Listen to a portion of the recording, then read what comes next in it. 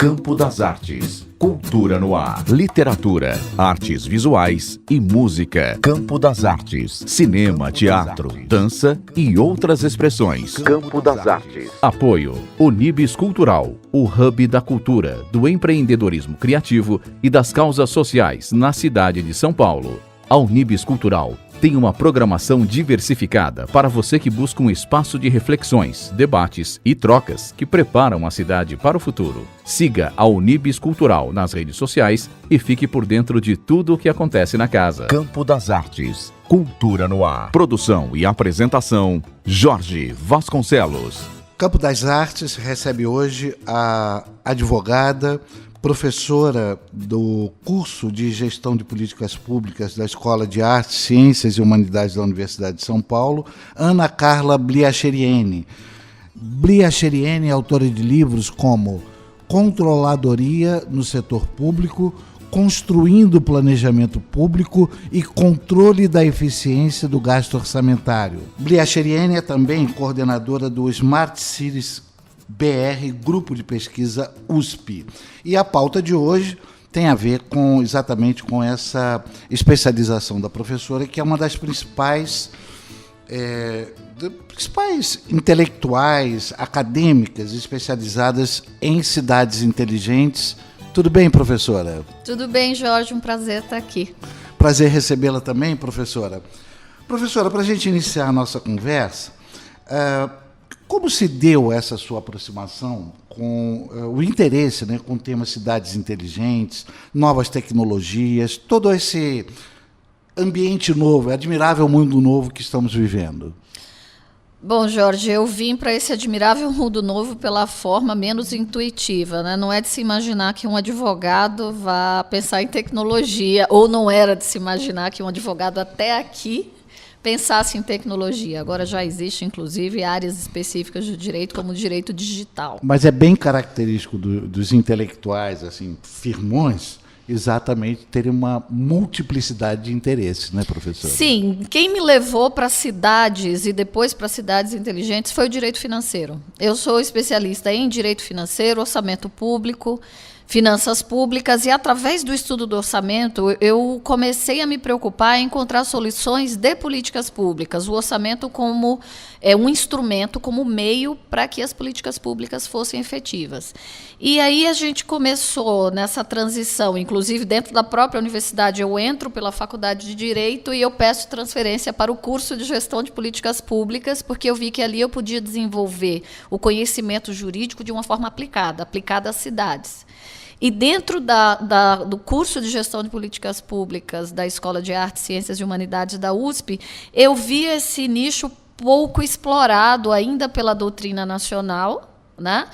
Pelos intelectuais e pela Academia Nacional. Agora já núcleos começam a surgir por todo o Brasil e também se difundem pelo mundo, que é exatamente esse estudo dessa nova área que recebeu o nome na literatura estrangeira de Smart Cities, que seriam cidades inteligentes.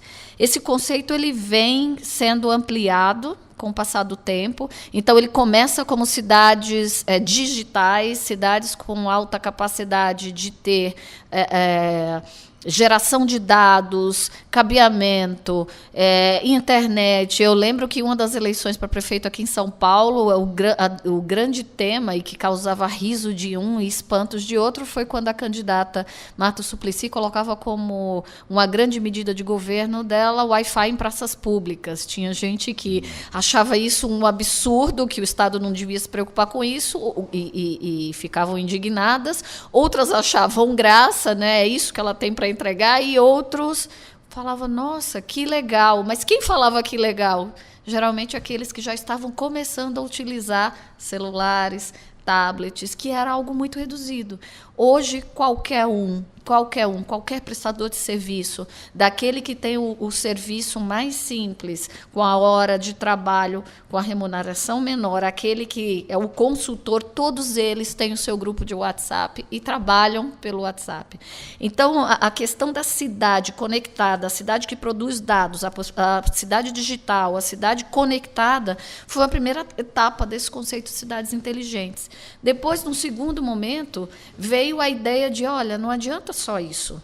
Tecnologia é instrumento, não é fim. De que me adianta ter uma cidade tão cheia de tecnologia, com faróis inteligentes, com carros automatizados, com tráfego absolutamente organizado, com sistemas que agendem consulta, se as pessoas não estão bem, se a gestão não é qualificada, se não há, de alguma forma, um equilíbrio naquilo que é arrecadado no cidadão? Aí começa a segunda leva de estudos em cidades bem geridas, uma gestão inteligente dessas cidades inteligentes. E depois vem o pessoal da área de humanidade, junto com o pessoal das ciências sociais, e começa a pensar, olha, e onde é que está o cidadão nisso daí? A cidade, ela está e é pelo cidadão, não o cidadão pela cidade. Então surge o conceito de participação social ampliada, participação política ampliada e de bem-estar nas cidades. Então hoje se fala em cidades inteligentes, cidades humanas e cidades saudáveis, como sendo algo íncito ao conceito de uma cidade inteligente. Professora Ana Carla Bliacheriene, ela mencionou os livros que publicou. Eu vou dar aqui os nomes de 3: Controladoria no Setor Público, Construindo o Planejamento Público e Controle da Eficiência do Gasto Orçamentário. Professora, vamos brincar um pouquinho só com essas nomenclaturas. O que a senhora poderia dizer a respeito do campo inteligente? Essas tecnologias, elas, salvo engano, elas se estabeleceram, estão muito à vontade no ambiente, digamos assim, rural. Até o próprio homem do campo hoje, ele, salvo engano, vem sofrendo uma mutação de costumes, de acesso aos melhores bens que não só as pessoas das cidades aqui no Brasil têm, mas das cidades de todo mundo tem. Como é que seria como é que se poderia falar a respeito desse campo inteligente? Olha, Jorge, eu acho que eu vou começar a te responder com uma frase do Renato Teixeira. Ele foi questionado numa entrevista que deu há um tempo atrás, em que no fundo da pergunta havia uma crítica indireta, que a música sertaneja de raiz tinha perdido a sua autenticidade e que agora a música sertaneja era uma música comercial. E ele discordou, ele falou assim, olha, a música sertaneja, ela retrata a vida do campo. E a música sertaneja de raiz, a que você se refere, retrata a vida no campo de um tempo. A música sertaneja de hoje retrata a vida no campo hoje. O que acontece é que vocês não entenderam que o campo mudou. Então, a tecnologia, ela não vem só para mudar a vida nas cidades, ela muda a vida. Em toda a sua pujança, em todo o seu aspecto, seja no campo, seja na cidade, as novas tecnologias elas chegam e mudam. A gente chama o que a gente está vivendo hoje da 4ª Revolução Industrial. Se eu pudesse fazer uma comparação para o nosso ouvinte entender, imagina a Idade Média, corporações de ofícios, pessoas separadas pela profissão, que o seu tataravô era um ferreiro, o seu avô era um ferreiro, o seu pai era um ferreiro, você seria o ferreiro, e o seu filho seria um ferreiro. E essa profissão passava. E existiam as corporações dos ofícios de toda a área, o sapateiro, o ferreiro, todos aqueles que desenvolviam produtos que eram necessários para a sociedade. De repente, vem a criação da máquina a vapor e transforma o processo produtivo. Torna mais rápido, torna mais eficiente, no sentido de que ele produzia muito mais em menos tempo e de forma mais barata. E, de repente, aquelas corporações de ofício, elas acabam e surge a figura do industrial e do operário. Isso é o desenho que a gente estudou na escola da primeira Revolução Industrial. O que aconteceu com as pessoas naquela época? Na verdade, as cidades eram um espaço muito menor. O campo medieval é que era maior.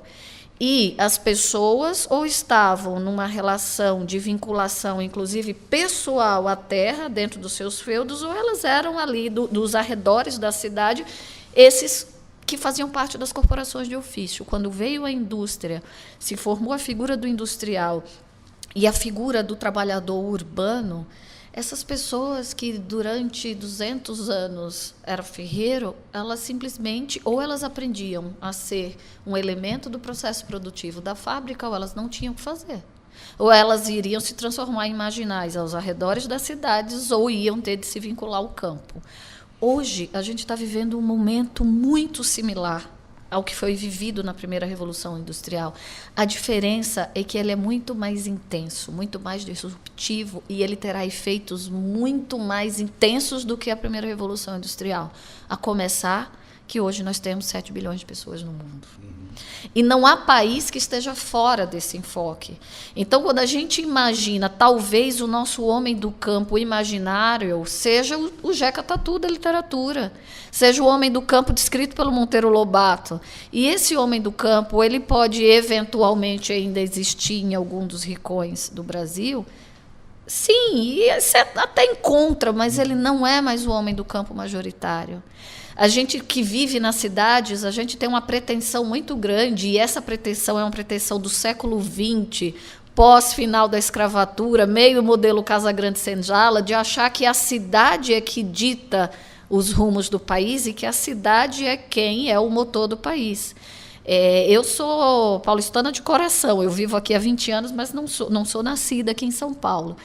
E eu percebo muito esse discurso recorrente, né? São Paulo é a locomotiva do país. Alguns dados financeiros do orçamento até comprovam a grande arrecadação que a indústria, os serviços produzidos em São Paulo leva. Mas eu pergunto, qual o setor da economia que é o primeiro na arrecadação para o equilíbrio das contas públicas federais?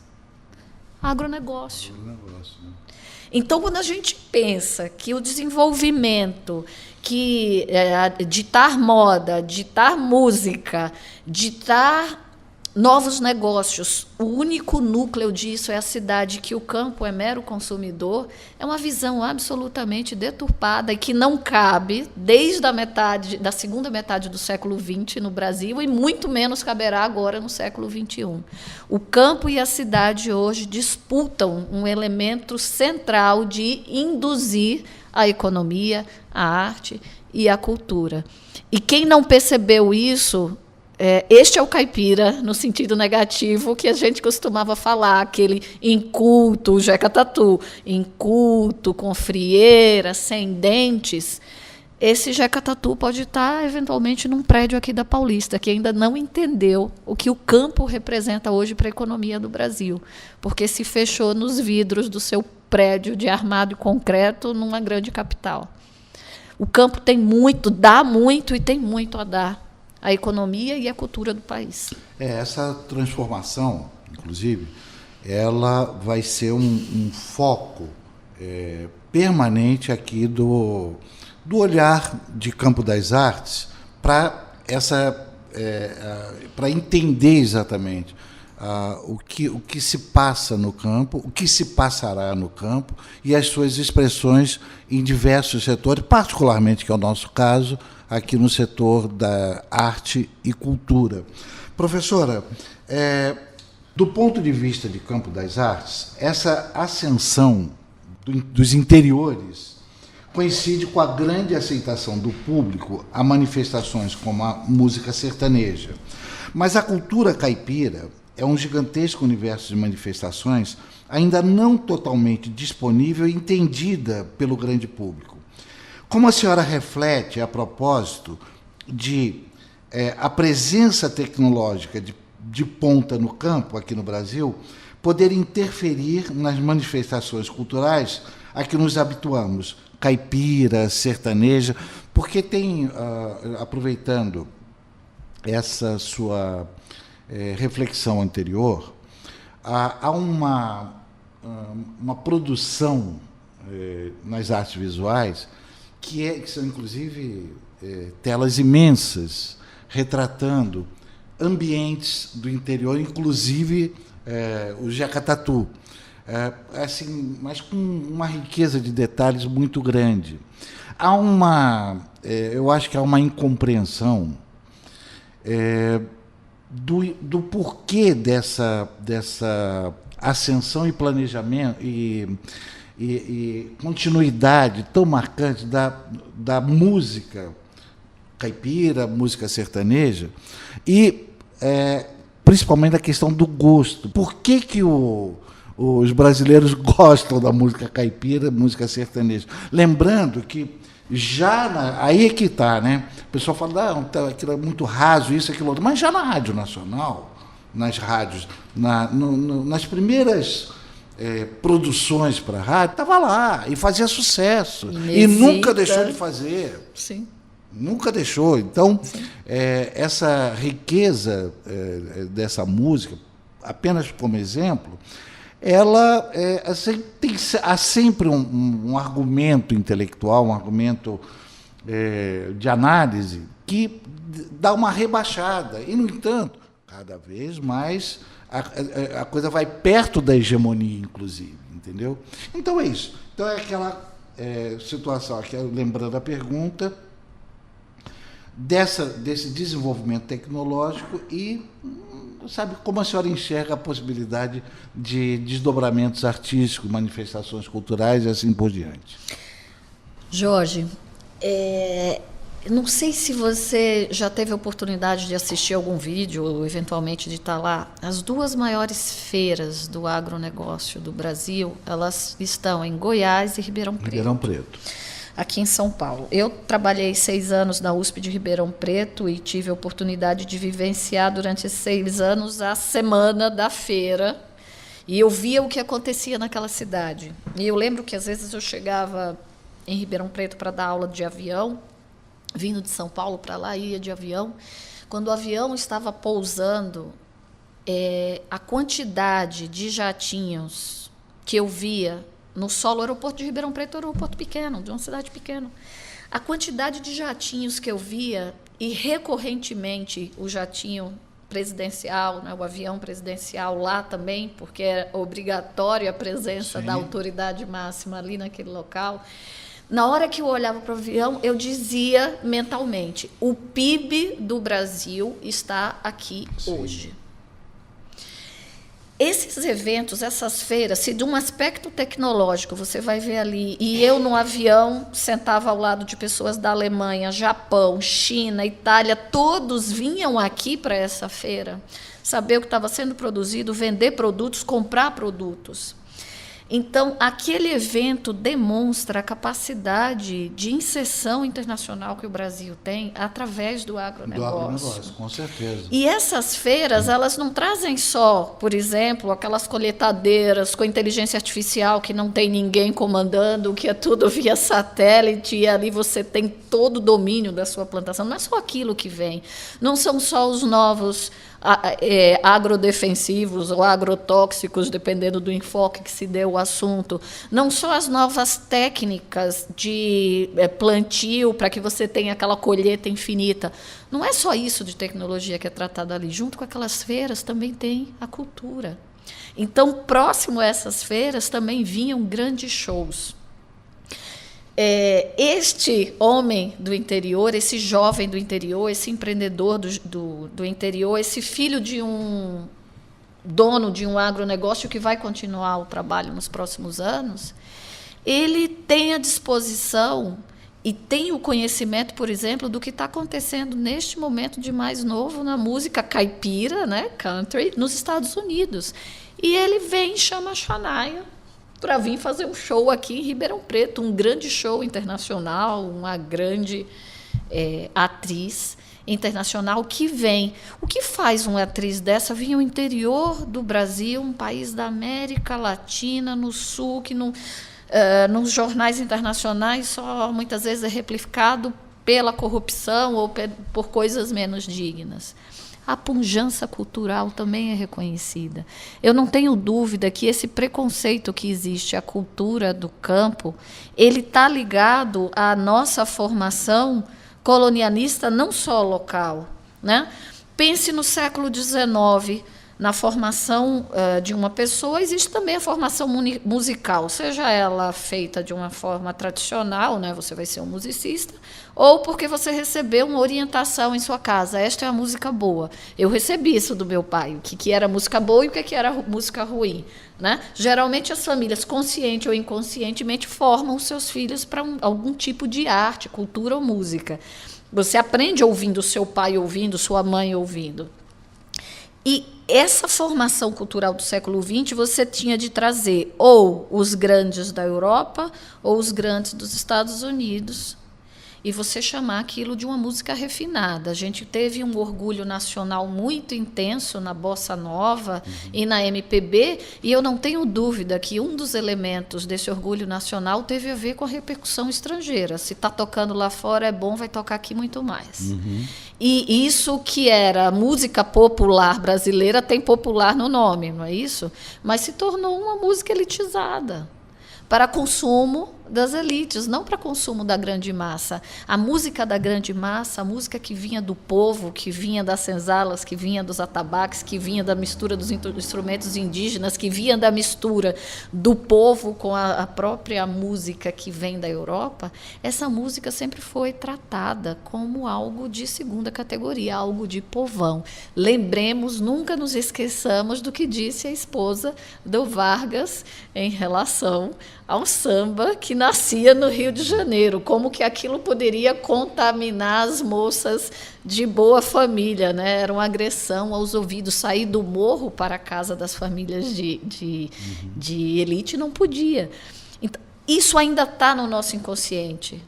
Quando a gente, de alguma forma, das cidades, discrimina essas expressões culturais, seja a bandinha de tífano do interior do sertão do Nordeste, seja a música sertaneja que vem do Centro-Oeste, no fundo é uma forma de colonização da cidade em relação ao campo. E hoje o jovem, graças a Deus, além pela idade, eles serem rebeldes, né, faz parte do desenvolvimento do ser humano nessa idade, negar o pai, né? Além disso, além deles serem rebeldes, ele tem fontes de acesso que nós não tínhamos quando éramos jovens. Nós éramos filtrados pela grande imprensa, nós éramos filtrados pelos nossos pais, nós éramos filtrados pela escola. Hoje os jovens têm a grande imprensa, têm os pais, têm a escola, mas os jovens têm esse pequeno aparelhinho na mão de cada um, em que ele pode acessar mais e escolher mais. Se na década de 70, 80, para você ser um cantor famoso, você teria de ter uma daquelas grandes, né, gravadoras ao seu lado para fazer o marketing, você se transformar num grande cantor, você estava fadado a não ser nada. Hoje você, com seu violão, grava o seu clipe, põe no YouTube e quem sabe daqui a um ano você está fazendo grandes shows, como muitos desses sertanejos começaram assim, fazendo pequenos vídeos que viralizaram. Então, as pessoas hoje, com acesso às novas tecnologias, elas também podem escolher a cultura que querem consumir. Alguns vão achar bom, outros vão achar ruim. Ok, mas está no cardápio.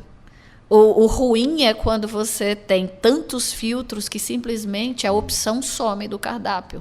Então, eu tenho uma frase que ela é meio chocante, mas eu repito ela para a solução de muitas coisas. Para muitas coisas. Né? Tem aquela frase antiga, cautela e caldo de galinha resolve tudo, não é assim? Eu tenho uma que é necessário que uma geração se vá. Eu não tenho dúvida que as novas gerações que chegam, elas chegam com menos barreiras a admirar o novo. Gostar ou não, mas admirar. Observar. E não há arte, não há cultura que se coloque no espaço público se ela não tiver tido sequer a possibilidade de ser observada. E isso as tecnologias rompem. Professora, a senhora tem algum desejo, alguma expectativa de, por exemplo, a inserção dessas das tecnologias que já estão a pleno vapor, desculpe a ironia, a pleno Wi-Fi. Em relação ao campo, por exemplo, a senhora imagina alguma situação que a senhora gostaria de ver confirmada a partir dessa presença intensiva das tecnologias, das novas tecnologias? Todo o território nacional coberto por Wi-Fi. Essa é uma grande revolução para esse país. Ela gera uma revolução nos negócios, ela gera uma revolução de inovação, ela gera uma inovação na educação monstruosa. Imagine um país com as dimensões do Brasil, todo coberto por Wi-Fi, e que a gente possa levar a educação às crianças que estão nos rincões mais distantes desse país, no mesmo grau, qualidade e intensidade que aquele que está numa cidade. Haverá uma revolução da educação, haverá uma revolução nos negócios, haverá uma revolução na inovação e haverá uma revolução na cultura. Hoje a gente vê jovens que não querem sair do campo, não querem perder as suas... Qual que era a única solução de um jovem que queria se dar bem, que não nasceu numa família abastada, que se fosse proprietária de terra, até o século XX, um jovem do campo? Pegar a sua malinha e estudar na cidade. Ou, se não desse para estudar, trabalhar na cidade, né? Então, a melhor escolha para um jovem do campo do século XX sempre foi pegar o primeiro ônibus. Uhum. Ou o primeiro pau de arara, no caso da minha região, eu sou do Nordeste. Uhum.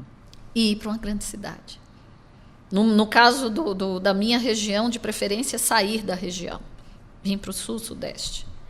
Então, hoje, quando a gente pensa em novas tecnologias, a gente tem que pensar que elas são capazes de fixar esse homem no campo. E você vai dizer, não, isso é uma visão de futuro? Não, isso é uma visão de presente. Essas grandes cidades do interior do Brasil, do centro-oeste, do norte, do sul do Brasil, do interior de São Paulo, que investiram fortemente em tecnologia no processo do agronegócio, elas hoje não só conseguem manter os seus jovens ali, trabalhando e desenvolvendo aquela região, como ela está atraindo médicos, advogados, administradores e outros jovens que se formaram na grande cidade e que não vê na grande cidade possibilidade de uma vida íntegra, segura, tranquila e o trabalho que remunere de forma compensatória. Então, hoje a gente tem uma migração intensa de profissionais capacitados, formados com terceiro grau para o campo, e continua tendo ainda a velha migração das pessoas em situação de miséria e sem condição de vidas para as grandes cidades. Então, e isso é uma migração interna do país que certamente terá reflexos importantes nos próximos 10 anos que precisam ser medidos. Veja que na educação, que é uma área que me toca, por motivos óbvios, na educação, antes, o rapaz de classe média do campo, ele vinha para a cidade grande estudar, o pobre vinha ser pedreiro, o de classe média vinha estudar, arrumava um bom emprego aqui ficava, largava o campo. Hoje, a classe média da cidade está fazendo Enem e indo estudar no Mato Grosso, Goiás, Uberlândia. O que é que isso está dizendo para a gente? O que é que isso diz? Um novo país que se desenha. E, do mesmo jeito que as cidades são e continuarão sendo motores importantes dos países, no caso do Brasil, o campo, ele não deve ser desconsiderado, porque, além de ele ser o maior gerador de PIB nacional através do agronegócio, além disso, ele está absorvendo as tecnologias e mudando a forma de viver das pessoas, mas mudando, dando qualidade. Porque eu vou ganhar como advogado 10 mil no escritório em São Paulo, trabalhando mais de 8 horas por dia, nunca são 8 horas, porque sempre tem os prazos, levar o trabalho no final de semana para casa. A mobilidade, né? Nas grandes cidades, que é cada vez mais complicada. Mais complicada. Eu vou pagar uma fortuna de aluguel se eu posso, eventualmente, com a formação que eu tenho, ir para Sinop, ser o advogado de uma grande empresa da agroindústria. Eventualmente, eu vou ganhar isso ou mais que isso, ou um pouco menos que isso. Só que eu vou gastar muito menos. Uhum. Faz muita diferença. E os jovens estão fazendo essa conta. Essa geração que vem, essa geração que hoje eu dou aula, que nasceu na década de 90, se você perguntar qual é o seu grande sonho de vida, não será a mesma resposta da minha geração que se formou na década de 90, nem da geração de quem se formou na década de 80. Quando você fala em grandes sonhos, dentro desse pacote está viajar, ter uma vida tranquila, não necessariamente ter uma vida de acúmulo. Então, aquele pacotinho que nos foi dado, vá lá, estude, faça o concurso público, se transforme em estável, trabalhe 30 anos, pegue a sua aposentadoria do INSS, né, eduque seus filhos, pegue a sua aposentadoria e vá terminar a sua vida. Essa receita atendeu as gerações que nasceram até a primeira metade do século XX. Ela não atende mais as gerações que nasceram no final do século XX e atenderá muito menos aos que virão depois. A ideia de não se fixar ao local, a ideia de eu prefiro uma casa alugada menor, com a possibilidade de eu viajar, conhecer novas culturas. E esse fato, o jovem, ele gosta de viajar. Quem gosta de viajar e que gosta de conhecer outra língua, outra cultura, é sensível à nova música. Sim. É sensível à nova literatura, é sensível ao cordel. Então, essa geração é que ela está permeável. Então, quando você fala, por que tanto sucesso da música sertaneja? É essa geração que está permeável a se admirar com o novo. Você acompanha a entrevista que estamos realizando com Ana Carla Bliacheriene, que é advogada, professora do curso de Gestão de Políticas Públicas na Escola de Artes, Ciências e Humanidades da USP. O programa Campo das Artes conta com o apoio da Unibis Cultural, o hub da cultura, do empreendedorismo criativo e das causas sociais na cidade de São Paulo. A Unibis Cultural tem uma programação diversificada para você que busca um espaço de reflexões, debates e trocas que preparam a cidade para o futuro. Siga a Unibis Cultural nas redes sociais e fique por dentro de tudo o que acontece na casa. Você acompanha o programa Campo das Artes pelo elcanal.net, através do aplicativo gratuito Rádiosnet, às quartas-feiras, 5 da tarde, sábados e domingos ao meio-dia, e às segundas-feiras, às 9 da noite. Tem mais! Todas as edições estarão disponíveis para você, internauta, pelos nossos podcasts, através dos aplicativos Spotify e SoundCloud. Além disso, estamos no YouTube e no Facebook. Nosso e-mail é campodasartesoficial@gmail.com. Repita! campodasartesoficial@gmail.com. Campo das Artes, Cultura no Ar. Produção e apresentação, Jorge Vasconcelos. Professora Ana Carla Bliacheriene, nossa convidada aqui em Campo das Artes. Professora, uma das características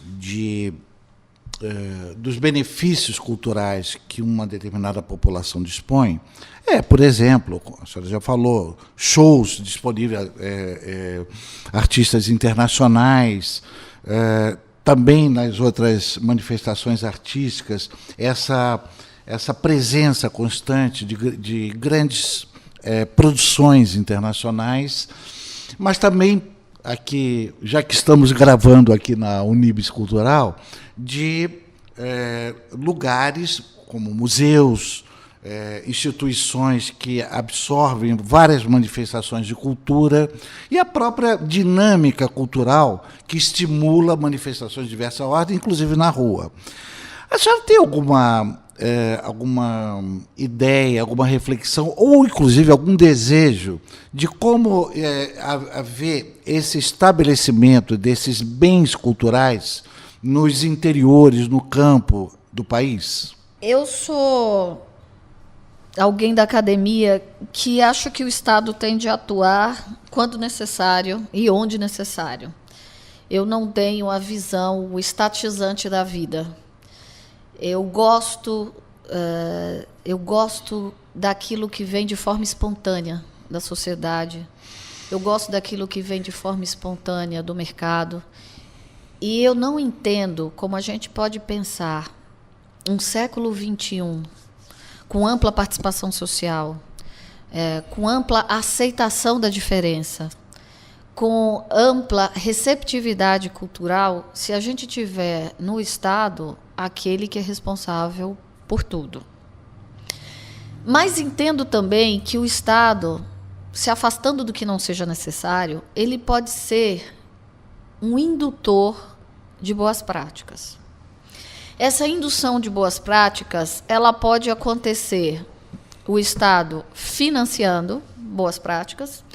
É o modelo mais tradicional do que a gente fala de políticas públicas de cultura e de educação, é o Estado financiador, e aí você tem os agentes culturais e artísticos. Leis de incentivo e assim por diante. Isso. Né? Esse é um modelo, que é um modelo utilizado proeminentemente hoje, né? Quando a gente fala da ação estatal. Mas tem também outras formas do Estado estimular as boas práticas. E eu imagino que o incentivo à área da cultura, para além desse modelo clássico que a gente utiliza de pegar o dinheiro e ficar financiando projetos, ele pode, eventualmente, financiar modelos. E como é que a gente financia modelos? A gente financia modelos através da inclusão do setor econômico da cultura. Nem tudo que a gente faz em cultura é um produto que possa ter valor econômico. Sim. E que possa gerar o interesse do mercado. Mas muito do que se faz em cultura pode ter valor econômico. Então, tem aquilo que é cultura, que tem um caráter educacional, e aquilo que tem cultura, que tem um caráter econômico. Eu acho que a cultura ela precisa encontrar mecanismos de autofinanciamento junto com o mercado. E o Estado aí, como é que ele pode atuar?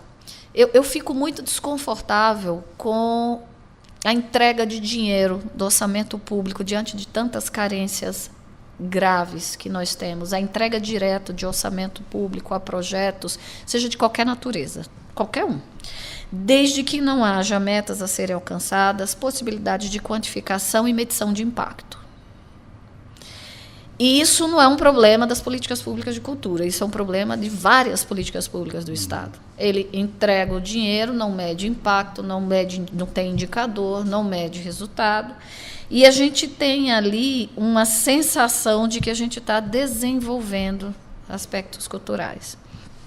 A minha ideia nesse aspecto é que a gente pudesse ter o Estado, por exemplo, como um indutor de benefícios fiscais, né? Como tem o caso da Lei Rouanet. São benefícios fiscais a quem investe com esses processos, com esses projetos e com essas atividades, mas esses benefícios fiscais eles precisavam ter, ao final de um ciclo, uma avaliação no que aquilo divulgou a obra de Cora Coralina. Vamos usar nomes do campo, né?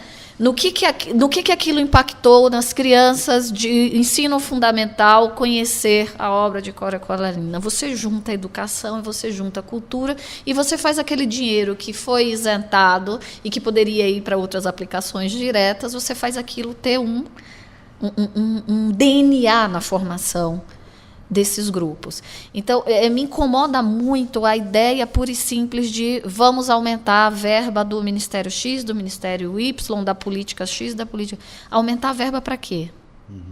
Então, eu acho que, como qualquer outra política pública, os artistas e os gestores da cultura, que são duas categorias distintas, mas importantíssimas de trabalhar juntas, os artistas e os gestores da cultura, eles precisariam determinar qual é o impacto cultural que eles querem levar.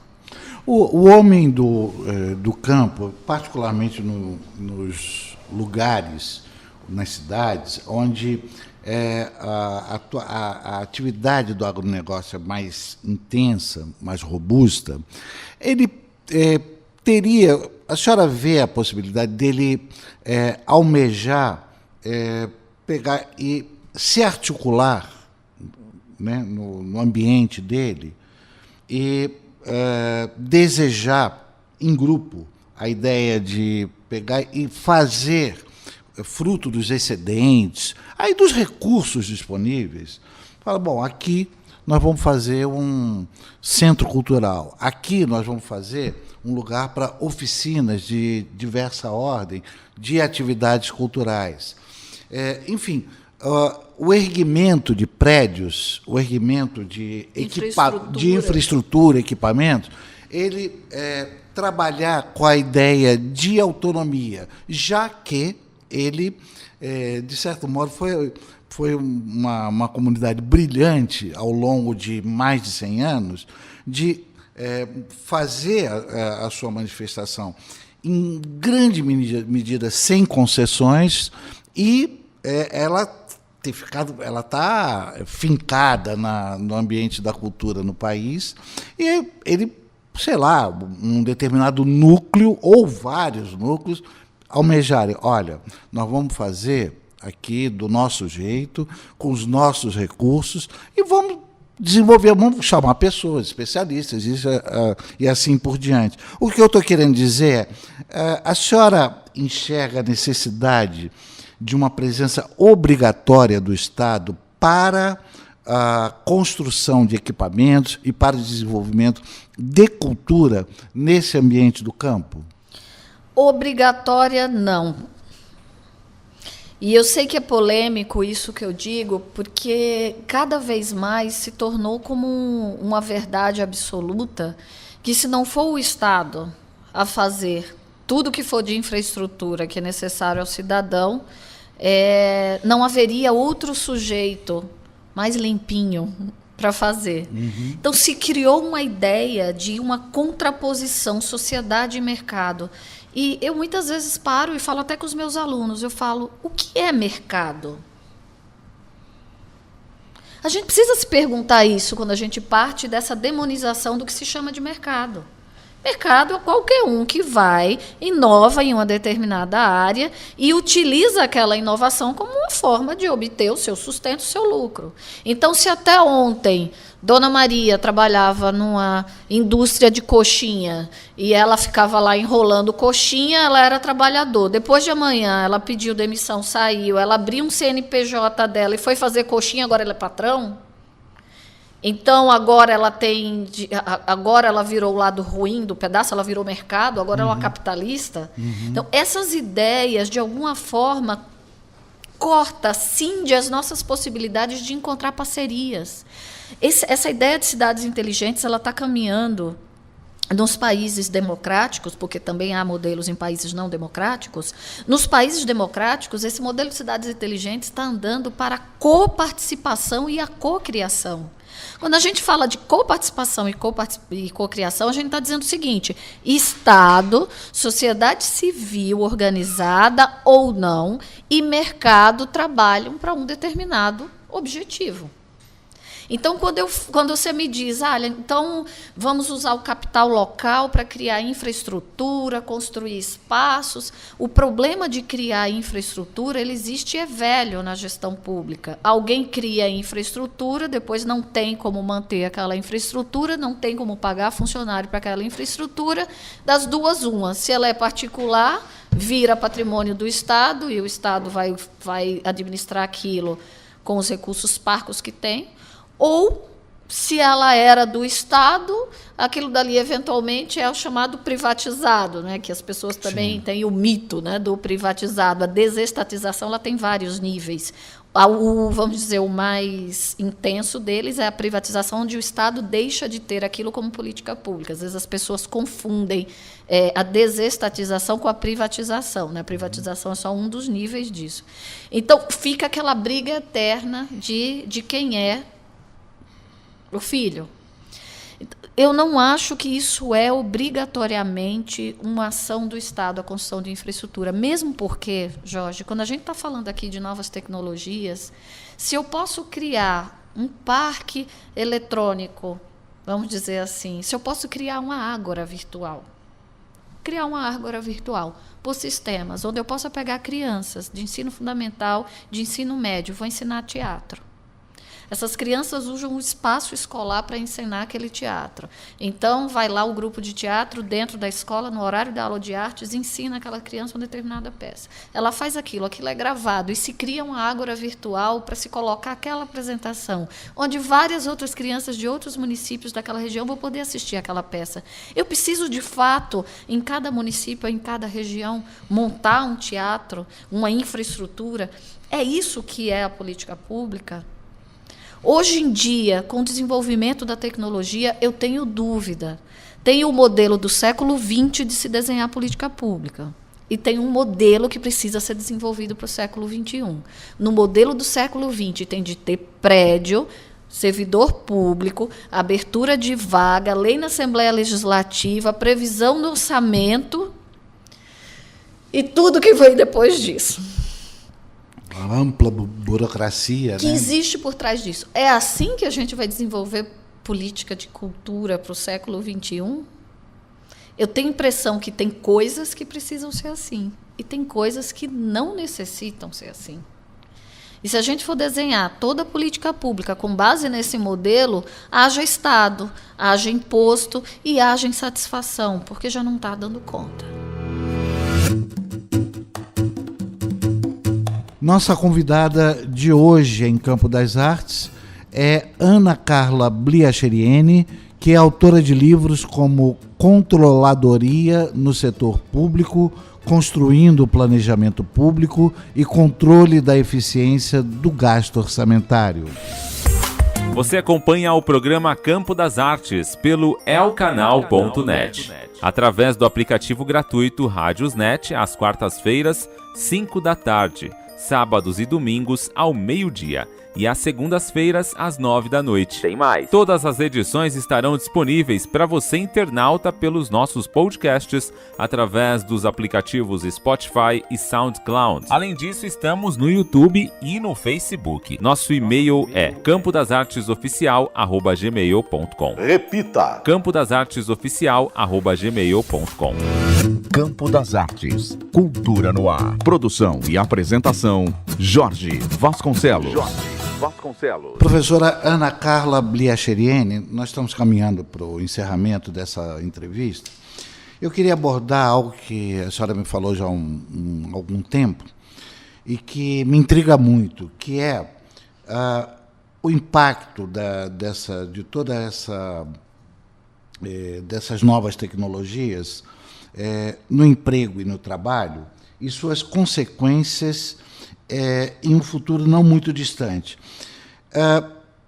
Foi isso que a senhora basicamente me falou, que com o desaparecimento de várias atividades profissionais, vários trabalhos, em um determinado tempo, 30, 40, 50 anos, não sei, haverá uma mão de obra, né, disponível, milhões de pessoas que simplesmente não teriam uma atividade para a pessoa se engajar. Foi isso que eu entendi à época. E que que as atividades, as reflexões filosóficas, as atividades artísticas, elas seriam de grande valia. Aí é que é o ponto que eu gostaria de entender melhor. Seria para um determinado tipo de desenvolvimento, de fato, filosófico, artístico, ou também teria uma função de, entre aspas, uma terapia ocupacional, de modo que a pessoa não se perdesse por ter tanto tempo livre, ou por não ter muita possibilidade de fazer alguma coisa produtiva. Esse é um tema muito interessante, é um tema atual, ele está sendo bastante explorado na literatura internacional e já começa a sair também alguns estudos aqui no Brasil. O fato é que a previsão é que até 2050 nós tenhamos aí 2/3 da humanidade ou sem o emprego da forma que ele tem hoje, ou tendo tido a obrigatoriedade de se reinventar, requalificar para aprender a trabalhar de uma outra forma. O que é que os estudos da academia e das empresas do setor de tecnologia apontam? A gente teve, num primeiro momento, aí na segunda metade do século XX, a gente teve um processo grande de mecanização das atividades, e nesse processo de mecanização houve um medo muito grande da perda de postos de trabalho, né? As pessoas se adaptaram, algumas saíram do setor que estava, se adaptaram para outro, houve uma transição, né? Num primeiro momento chocou mais, mas houve uma transição com um cômodo das pessoas, em outras atividades, em outras profissões, né? Vamos pensar o Estado, né? A estrutura do Estado.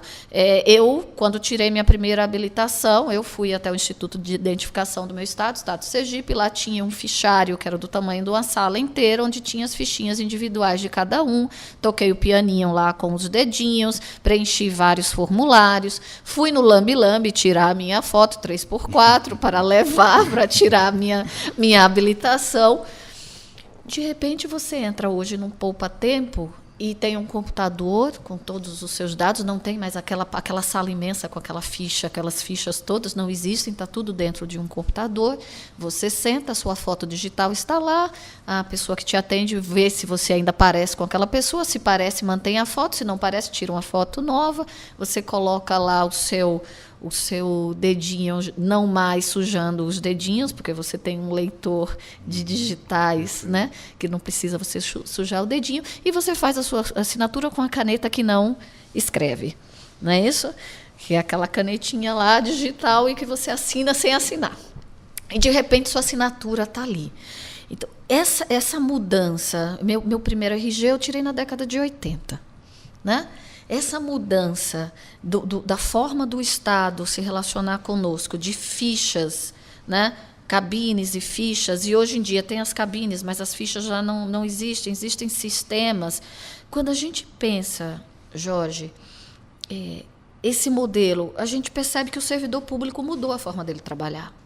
E, certamente, a quantidade de pessoas envolvidas na extração do meu RG na década de 80 foi muito maior do que a quantidade que é necessária hoje no mesmo serviço público para que eu tire o meu RG. Isso também aconteceu na indústria, isso também aconteceu nos serviços. O que é que se passa agora? Com essas novas tecnologias e não só a automatização e a robotização, que foi um ponto que veio depois, nós temos agora a inteligência artificial. A automatização e robotização substituíram os nossos braços. Inteligência artificial substitui a nossa mente. Então, há coisas que hoje, que até um dia desse, só podiam ser feitas por... Hoje não, que já tem os equipamentos para isso. Há coisas que até pouco tempo só podiam ser feitas por humanos. Hoje elas podem e são feitas por computadores. Por inteligências artificiais, que elas podem ou não estar acopladas a robôs. Então, a gente não pode confundir mecanização, que foi ali a primeira revolução industrial, com robotização, que foi um avanço da mecanização. E, hoje em dia, com robotização acoplada à inteligência artificial. Tem um novo tema que já é a vanguarda da inteligência artificial, que a gente chama de machine learning. O que é? Esses sistemas que são capazes, com a nossa expertise humana, de absorver um algoritmo, ou seja, uma resposta para um problema objetivo, um fluxo de resposta para um problema objetivo. Isso é alimentado num sistema. Na medida em que ele aprende aquilo, ele se transformou numa inteligência artificial, porque não é biológica, não é humana, é artificial.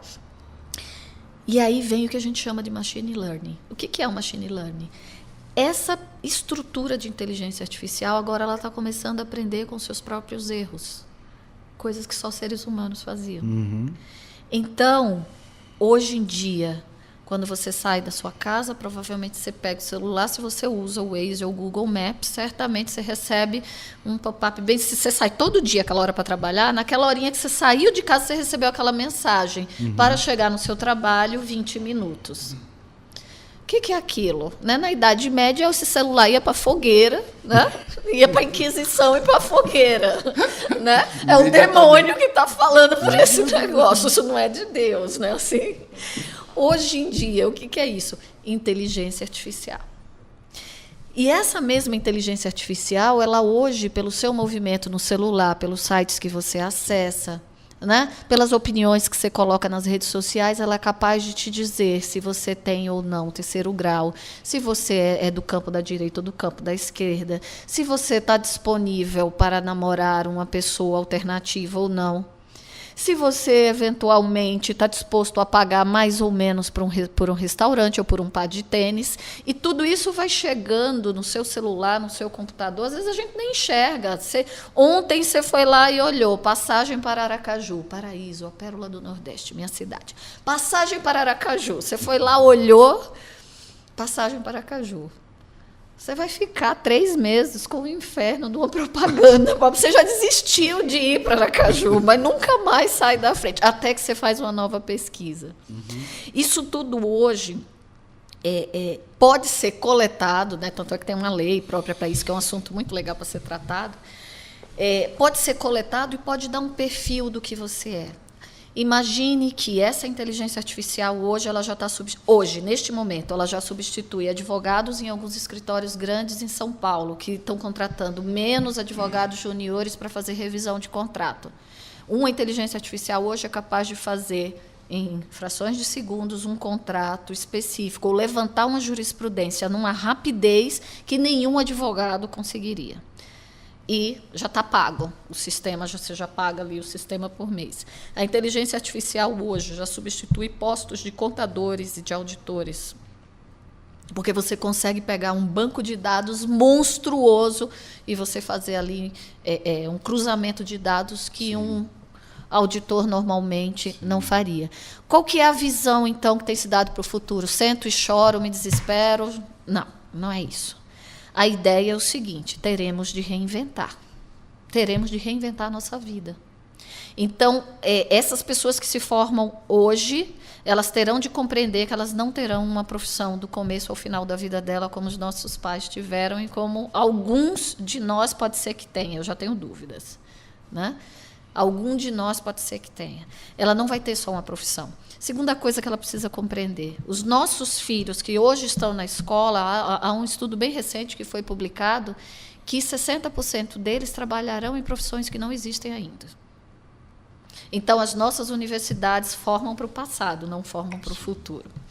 Terceira coisa que precisa ser compreendida: se você disser, olha, não é para mim, não consigo mais reinventar, quero descer do trem, não dá, a essa altura da minha vida eu não vou conseguir me reinventar.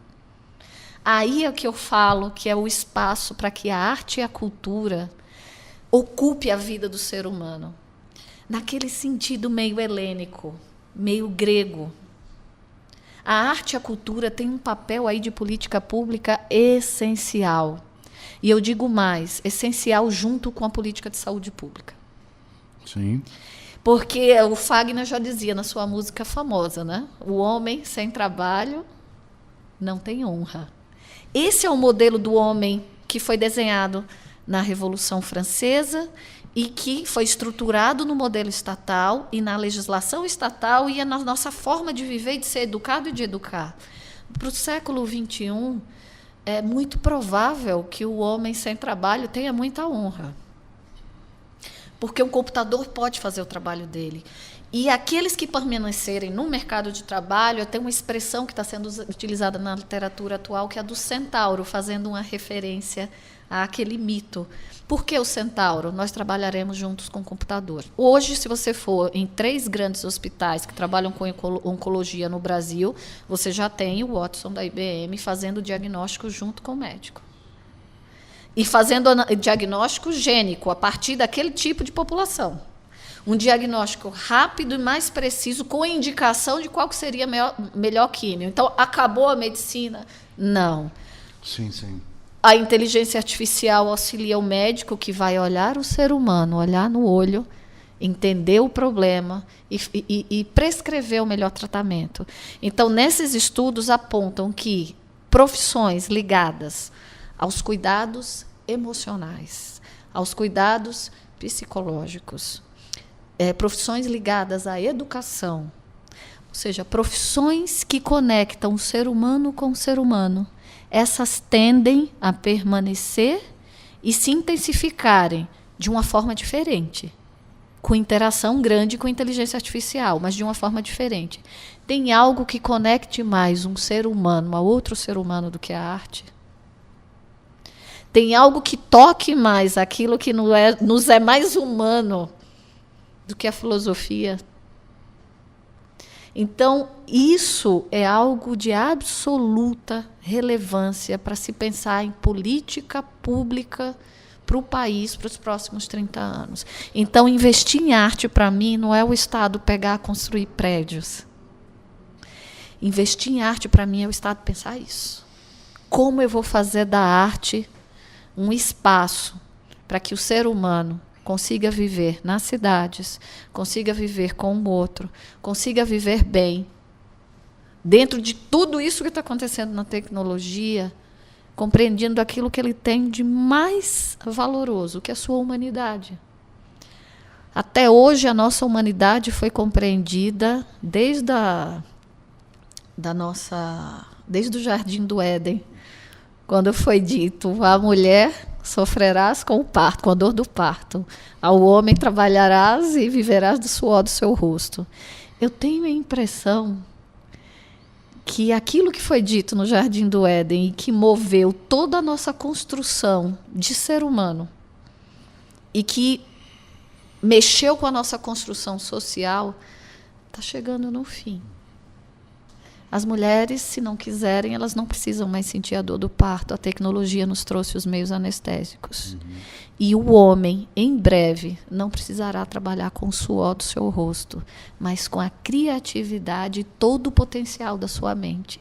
Diga para mim, onde mais um homem liberta a sua criatividade das cadeias que lhe são impostas que não seja na arte?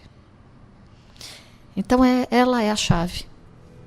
Professora Ana Carla Bliacheriene, muito obrigado pela sua entrevista, pela sua vinda aqui ao Campo das Artes. Espero que a senhora continue com todas essas reflexões a pleno vapor. Muito obrigado, Jorge. Foi um prazer muito grande. Você acompanhou em Campo das Artes a entrevista com a professora do curso de Gestão de Políticas Públicas na Escola de Artes, Ciências e Humanidades, a EASH-USP, a professora Ana Carla Bliacheriene. Voltamos na próxima quarta-feira, às 17 horas, com uma nova entrevista. Campo das Artes. Produção e apresentação, Jorge Vasconcelos. Campo das Artes. Apoio, Unibis Cultural, o hub da cultura, do empreendedorismo criativo e das causas sociais na cidade de São Paulo. A Unibis Cultural tem uma programação diversificada para você que busca um espaço de reflexões, debates e trocas que preparam a cidade para o futuro. Siga a Unibis Cultural nas redes sociais e fique por dentro de tudo o que acontece na casa. Campo das Artes. Cultura no ar.